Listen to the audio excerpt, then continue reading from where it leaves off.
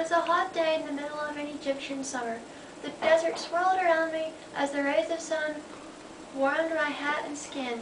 Sweat-stained and tired, I stood in the middle of the desert gazing at the sight before me. The massive temple rose out of the face of the cliff, almost as if God had precisely cut and formed the rock like an artisan shaped clay. The temple of Hatshepsut lay before me. As I climbed the stairs leading to the top of the temple, I wondered how a woman could commission such a work. In the temple's courtyard, I noticed a splash of color out of the corner of my eye. I walked toward it and noticed the picture was a motif of a pharaoh with feminine features. Beneath the motif was an inscription. It simply stated the pharaoh's name, Hatshepsut. Born to one of the most influential families of Egypt, Queen Hatshepsut became the only female pharaoh to rule in her own right in the entire history of ancient Egypt. Born in the late 15th century BC, Hatshepsut was the daughter of Thutmose I and Ammaz. As her father's favorite, she was in a unique position to become the ruler of Egypt. Before Thutmose I passed away, he declared Hatshepsut as his successor.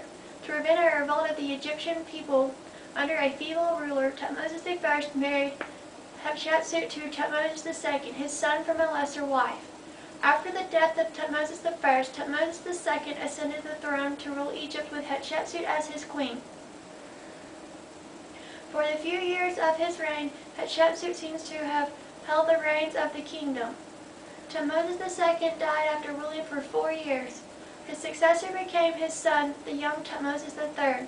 Due to the boy's age of 6, Hatshepsut was allowed to rule as queen regent. Hatshepsut was not one to sit back and wait for her nephew to become of age and take her place. As a favorite daughter of a popular pharaoh and as a charismatic and beautiful lady in her own right, she was able to command enough of a following to actually take control as pharaoh.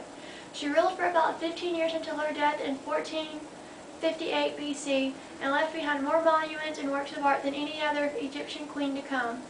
Hatshepsut as a female had many obstacles to overcome.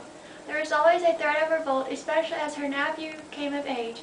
Using keen political skills, she defiantly jumped each hurdle she faced. To quell the fears of her people, she became a pharaoh in all statuary and relief during her reign. She even dressed in the traditional garb of male rulers, including the kilt, headdress, and false beard. Although there were no wars during her reign, she proved her sovereignty by ordering expeditions to foreign lands. These expeditions are well documented in the hieroglyphic inscriptions on the walls of her temple. Hatshepsut, in a final attempt to be recognized as a legitimate ruler, constructed a fabulous temple in the Valley of the Kings by a tall plateau at Del el-Bahari across the Nile from Thebes in present-day Luxor. As Thutmose III grew older, Hatshepsut's sovereignty grew tenuous. He resented her massive building projects depicting her as pharaoh. When Thutmose III assumed power, upon the death of Hatshepsut in 1458, he decided to erase his aunt's memory from history. He did this by commanding her name be erased from motifs and monuments, including her temple and her tomb in the Valley of the Kings. In all, Hatshepsut accomplished what no woman had before her. She ruled the most powerful, advanced civilization in the world, successfully for 20 years, even if there were some who resented her. Her success stands for all eternity. The success of Hatshepsut is one of the reasons Dr. Zahi Hawass of the Egyptian Museum undertook the project to locate her mummy. Dr. Hawass discovered an unidentified mummy in KV 60, the tomb of Hatshepsut's wet nurse in the Valley of the Kings. A chest containing a liver and a tooth were found in KV 20, the known tomb of Hatshepsut and her father Thutmose I. The tooth was analyzed with computer tomography and determined to belong to the unidentified mummy found in KV 60. Dr. Hawass's team performed DNA analysis on the unidentified mummy, Hatshepsut's grandmother Thutmose I and Thutmose II, to determine if the unidentified mummy was Hatshepsut. The DNA of the KV 60 mummy matched the DNA from the rest of the Thutmose's family.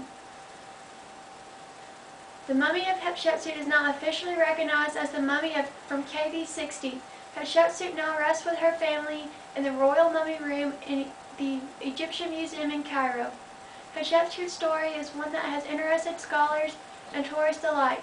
She was the favorite daughter of a very well-known and loved pharaoh. She assumed the throne at an early age as wife to her half-brother Tutmosis II. Upon his death, she ruled Egypt as a pharaoh in her own right. Hatshepsut helped Egypt prosper by initiating expeditions to foreign lands and building massive monuments. Her story was erased from Egyptian history by her nephew Tutmosis III.